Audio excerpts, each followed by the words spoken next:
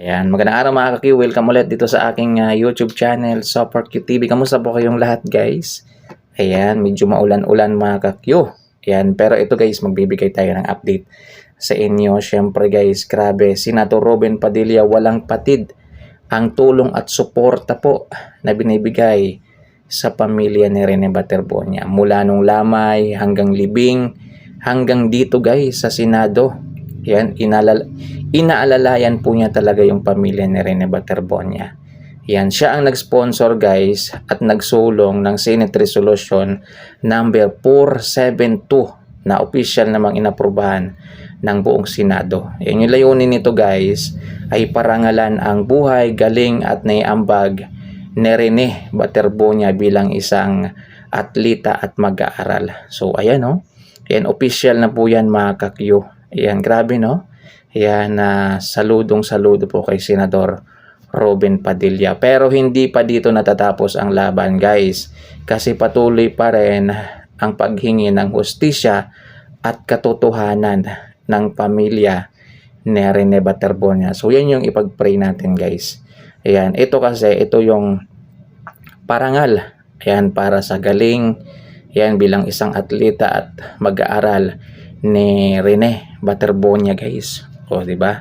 So sa ilalim po 'yan ng Senate Resolution number 472 na inaprubahan naman 'yan ng buong Senado. So kinilala po yung galing 'yan bilang isang atleta ng isang Rene Baterbonia. So hindi yan basta-basta guys, dahil buong senator ay nag-approve diyan mga ka-Q.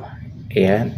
So, yun guys. And syempre, maraming salamat kay Senator Robin Padilla sa walang patid na tulong dito po sa pamilya ni Rene Baterbonia. Ayan. At sana nandyan pa rin siya hanggang makamit ni Rene yung hustisya ng kanyang pagkawala.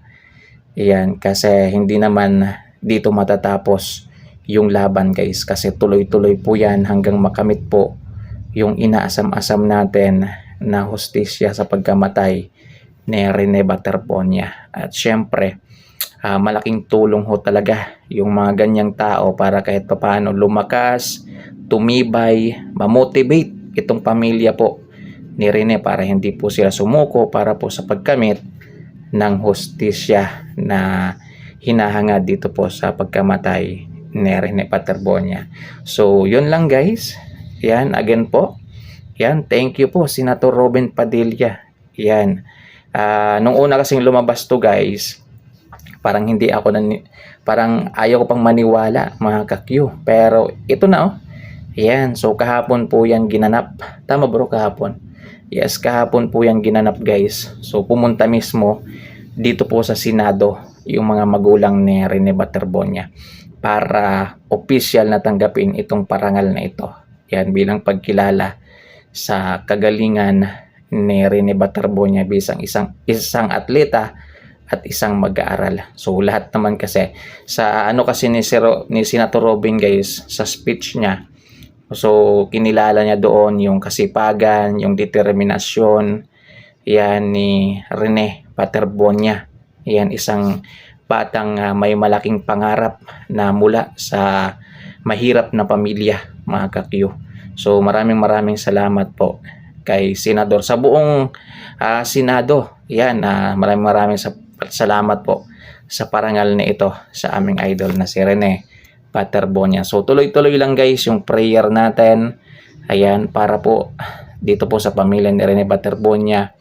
Yan, at para po makamit na rin yung hustisya para po sa idol natin na si Rene Baterbonia. Mag-ingat kayo mga ka-Q. God bless po sa ating lahat. Nasa inyo na po yan guys. Kung isubscribe po ninyo itong aking YouTube channel. Pag sinubscribe po ninyo, maraming salamat. Ayan, kung hindi naman, okay lang po yan guys. Maraming salamat pa rin. Mag-ingat kayo. God bless po sa ating lahat.